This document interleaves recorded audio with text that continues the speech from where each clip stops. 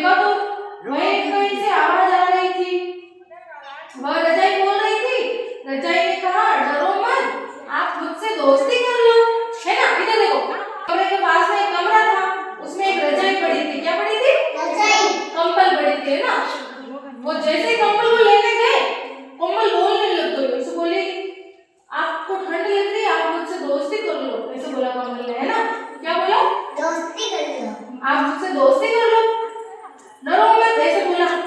बच्चे डर गए, रजाई बोलने लगी तो रजाई क्या कभी बोलती है?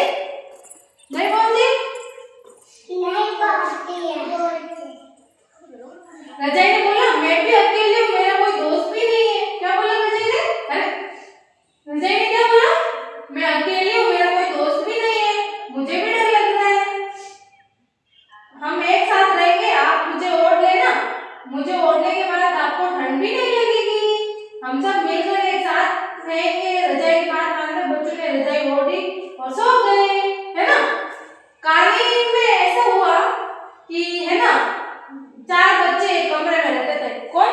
1 2 3 4 बच्चे एक कमरे में रहते थे।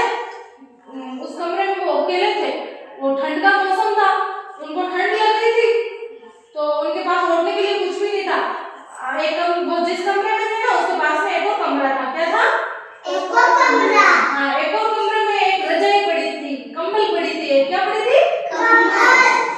वो कंबल को लेने गए बच्चे, तो कंबल बोलने लगी, ऐसे बोली हेलो बच्चों, कंबल ने ऐसे बोला, ठीक है। फिर ऐसे बोला तो बच्चे डर गए, ऐसे सोचने लगे कंबल क्या बोलती है क्या, कंबल तो